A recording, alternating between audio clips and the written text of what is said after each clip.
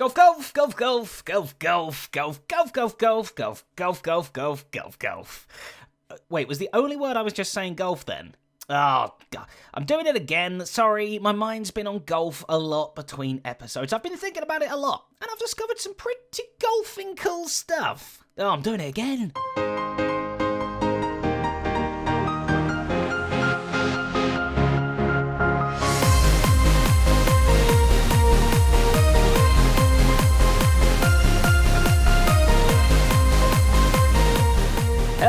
Hello. That feels weird. Now I've just mocked myself doing that very intro. I feel like I can't do it anymore. What's going on? Oh, it's become some kind of catchphrase now. This is no good.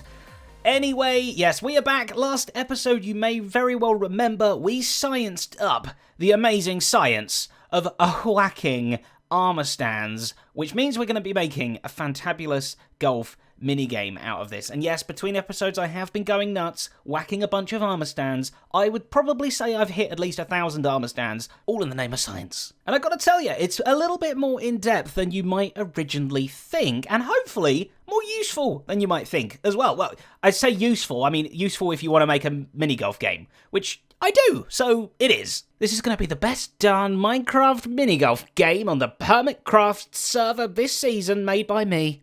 Now, today is going to be about ironing out some of the kinks, or rather, should I say, 9 ironing out. Get it? Golf joke, golf. It's a golf joke, by the way. I'm still not 100% sure where we're going to be building this thing. I think it's going to be in this area around here, because it's kind of like my back garden, and it means I've got all the space in the world, and there's some really nice hilly, mountainy, foresty terrain around here, which would probably suit a golf game quite nicely. But if we're going to be making this thing 18 holes... 18... No, I didn't say 18... Who said 18 holes? I didn't say 18 holes. There's no promise. I'm not promising 18 holes. I'm not promising any holes. You might get some... Okay, there'll be some holes. Not sure. Between 1 and 18 holes will exist at the end of this game. But anyway, however many holes we end up making, we want to make sure everything works as smoothly as possible before we go ahead and make potentially up to 18 versions of said thing, right? Because 18 is really a lot, okay? Try saying banana 18 times. It gets banana. I'm up to 5 and I'm bored. So, you know. Now, the real breakthrough that I've had in all of my little golf testing is that we can actually hit this armor stand in various levels of distance, right? Between none and 16 blocks and loads of places in between. So hear me out, right? We've got a little armor standy guy here. We've got our knockback 1, our knockback 2. Now, we know they do different amounts, right? So we just do our knockback 1. Lovely. Okay, that's how far that one goes. We plop down another one. Knockback 2 goes twice as far as that. There we go. Lovely. And what I've learnt is you can actually make it go even further by doing a sprint whack. All right, so we want to do a sprint whack with a knockback 2. Here goes. This takes a bit of practice. Run, whack.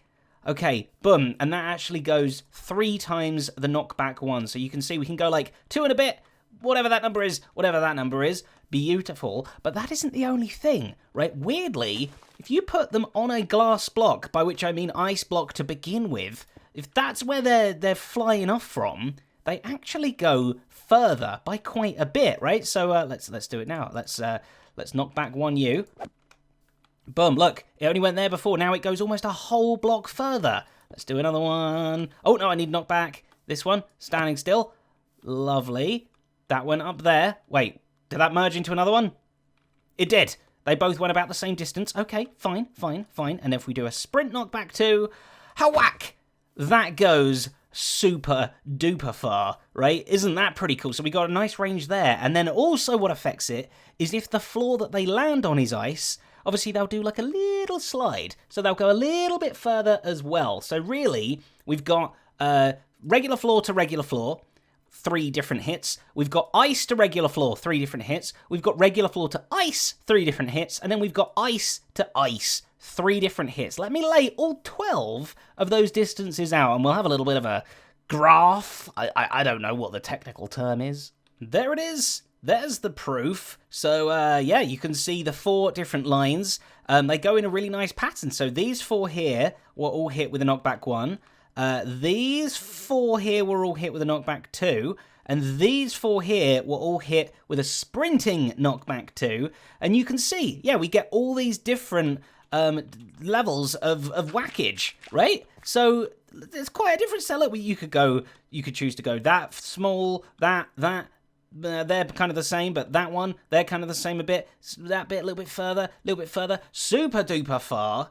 It's quite a range, and that is the key to a good golf game, I would say. A good flexibility of distances so that you can really decide which kind of shot you want to take, and there's more chance of messing up. Like, if everybody just always hit one distance the same time every time, then, you know, player 1 would go, and I haven't got an armor stand. Player 1 would go, and they'd just go thwack, and then player 2 would come along and just go thwack, exactly the same, and then they'd go, okay, thwack, and then player 2 would come along and go, thwack, exactly the same. So we need that differentiation, as well as the kind of sprint whack gives it a little bit of skill as well. You know, you could mess that up. That's kind of not too easy. It makes it so you can't aim as easily because you're too busy sprinting around. So that's all good. I call that the Gilmore.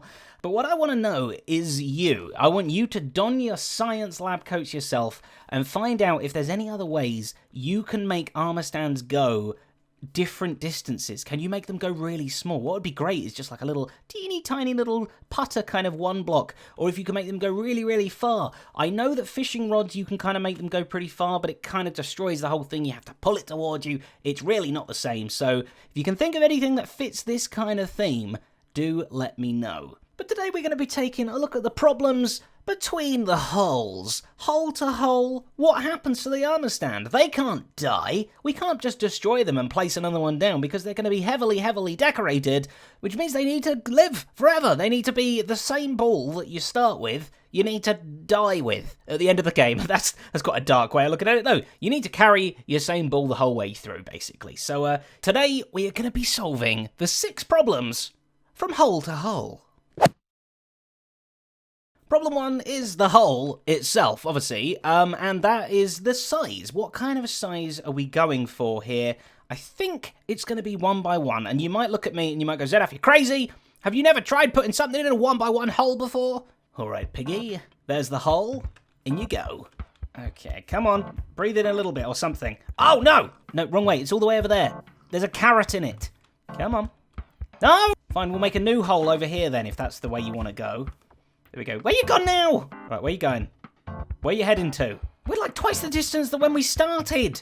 Don't give me that look. Oh, come on. Look, I've got a golf club. I'm very tempted. Okay. And you want to go there? Okay, very good.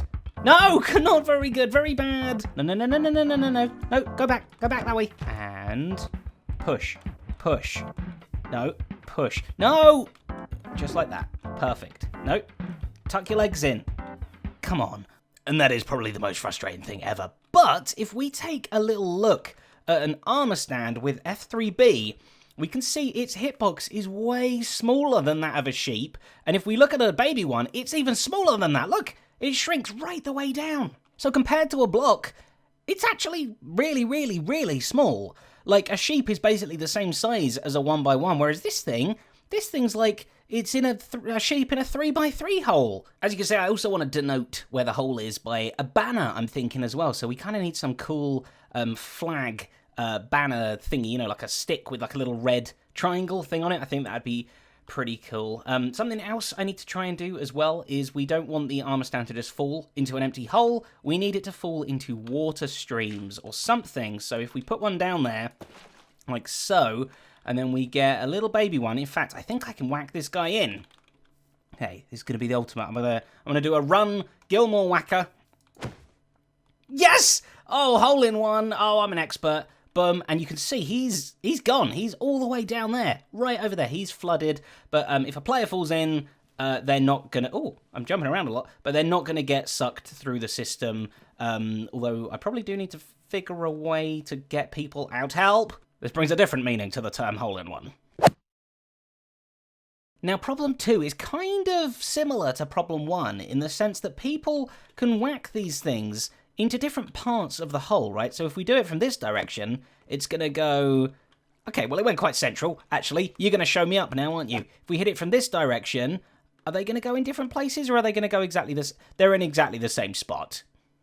All right, we'll do it this way. We'll put barriers up, okay? So if we technically was to hit it, and it was to go all the way in that back corner over there, okay, that's possible, right? It could go anywhere within the whole block. And then if we put some barriers up here, just to prove our point, because they like to be difficult, thwack into that corner, you're going to see they're going to end up in different places at the end, which, you know, if this was the next hole here, right? This isn't fair. This person here is nearer the hole than this person by, you know, nearly a whole block, so that's not good. And here is my proposed solution.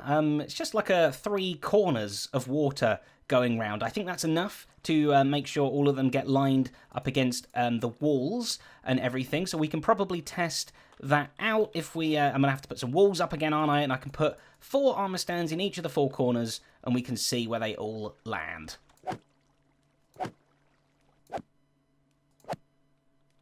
And he goes around, he's at the edge, he's at that edge, he's at that edge, and then the little flick makes sure they kind of roughly go into the center of the block. It's not perfect, but look at that. Pretty cuddly little baby armor stands there. So that's basically, yeah, 3 left turns and then 1 right turn. Aligns them nicely. Problem solved.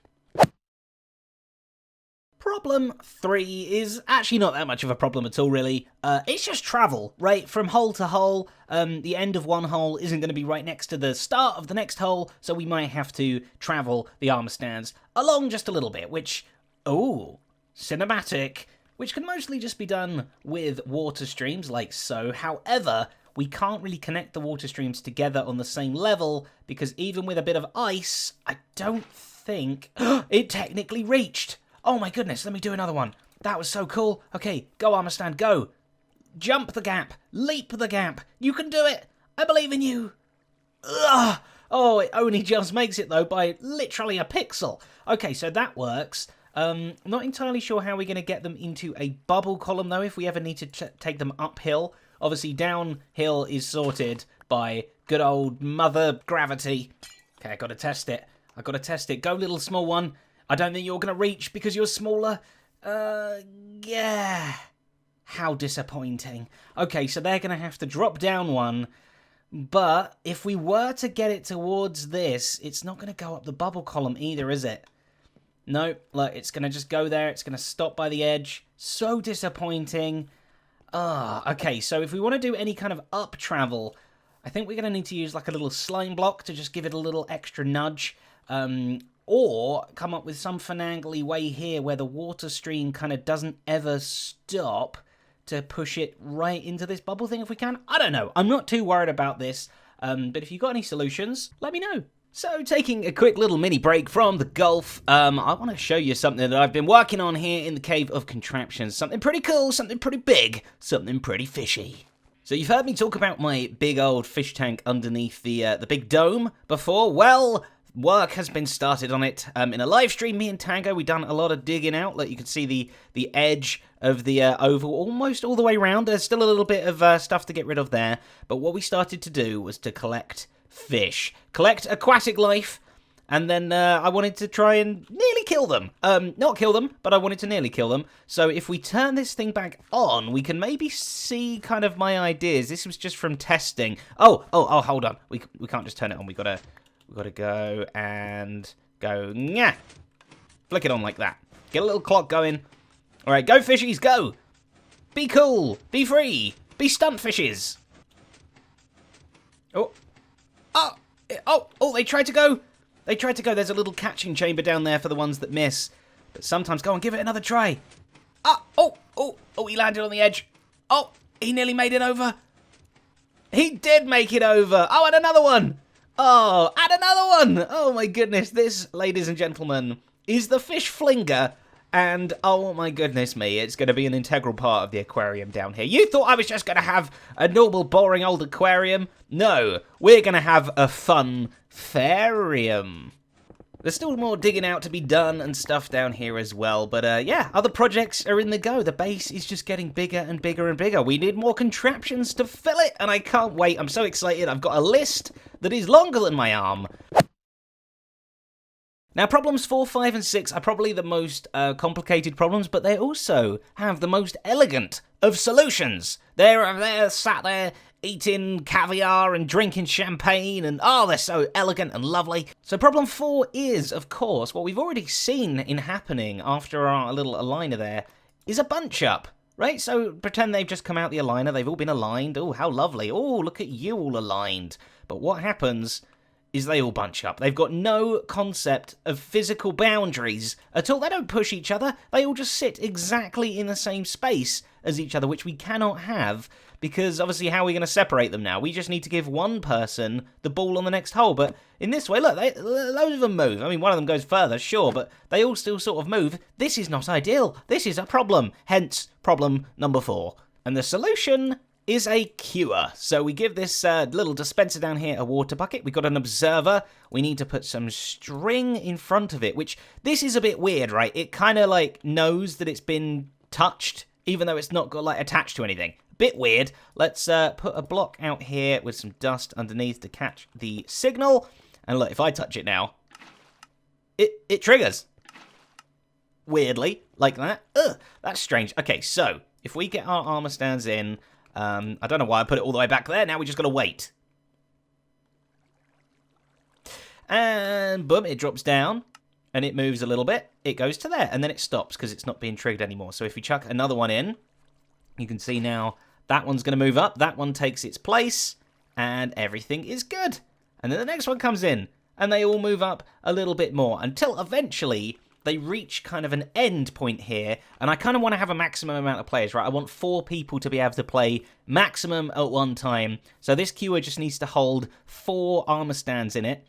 Then we need to add some kind of system to like manually, when at the other hole, like say the other hole is here, for instance, and this is the starting point.